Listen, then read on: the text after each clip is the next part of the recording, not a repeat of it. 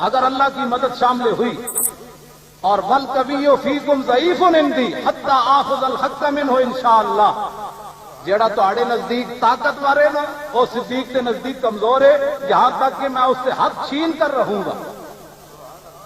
مولانا نیازی پڑھنے تو بعد نا پھر شعر پڑھ دے ہوندے مولانا مستار خان نیازی فرماندے سن، ضعیف اگر نظر پڑے رسول کا جمال بن، اور ظالم اگر آئے نظر کارے ذوالجلال بن، خدا کے آگے سر جھکا کہ سرکشوں کا سر جھکے، قضا ستم گروں کی ہو ستم زدوں کی ڈھال بن۔ یہ صدیق اکبر کے الفاظ پڑھنے کے بعد مولانا نیازی اس کا یہ ترجمہ کیا کرتے تھے کہ کمزور نظر آئے تو رسول کا جمال بن، اور ظالم نظر آئے تو پھر صدیق اکبر کی طرح کار ذوالجلال بن۔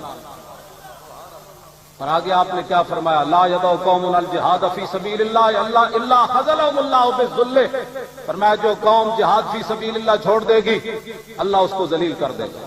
ولا تشیع الفاحشۃ فی قوم الا عمهم اللہ بالبلاء، فرمایا جس قوم میں بے حیائی پھیل جائے گی، کیبل عام ہو جائے گی، بے حیائی عام ہو جائے گی۔ کل تک وہ قوم جو کھیلتی تھی ننگی شمشیروں کے ساتھ آج فلمیں دیکھتی ہے اپنی ہمشیروں کے ساتھ۔ یہ صدیق اکبر نے اپنے پہلے خطبے میں فرمایا جس قوم میں بے حیائی پھیل جائے گی۔ بس جناب وآخر دعوانا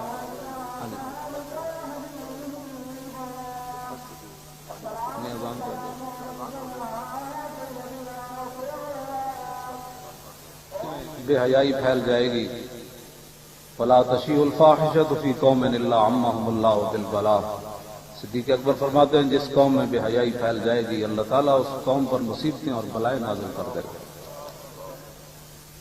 اگر امت مسلمہ آج بھی یہ چاہتی ہے کہ بلائیں ان سے دور ہوں تو صدیق اکبر کے اس فرمان پر عمل کریں۔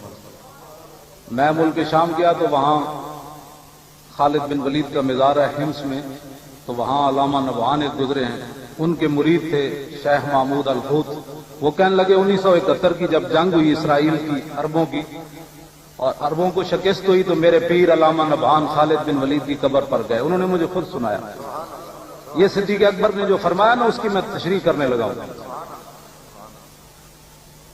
تو علامہ نبہان خالد بن ولید کی قبر پر گئے اور جا کر مراقبہ کیا۔ انہوں نے کہا حضور آپ تو سیف من سیوف اللہ ہیں، بڑی بڑی جنگوں میں آپ حاضر ہوئے اور آپ کے جسم پر ایک بالش جگہ بھی نہ بچی کہ جس پر تیر تلوار اور نیزے نہ لگے ہو۔ آپ یہ بتائیں کہ عربوں کو شکست کیوں ہوئی ہے اسرائیل کے مقابلے میں؟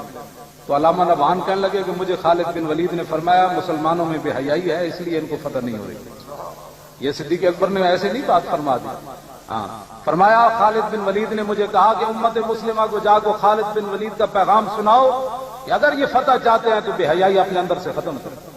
یہ خالد بن ولید، یہ سارے صحابہ کا یہی مسئلہ ہے، اللہ عمهم اللہ بالبلاء، جس قوم میں بے حیائی پھیل جائے گی اس قوم میں بیماریاں عام ہو جائیں گی۔ اسلام ہسپتال نہیں بناتا، یاد رکھو، اسلام یہ جو معاشرہ دینا بیماری کوئی نہ ہو، ہسپتال کا تصور تے انگریزا دیتا۔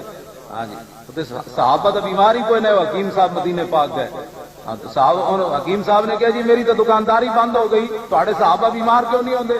حضور نے فرمایا بھوک کو بغیر کھاندے ہی نہیں، جب بھوک باقی ہوندی ہاتھ کھچ لیندے۔ توجہ، اور آخر میں آپ نے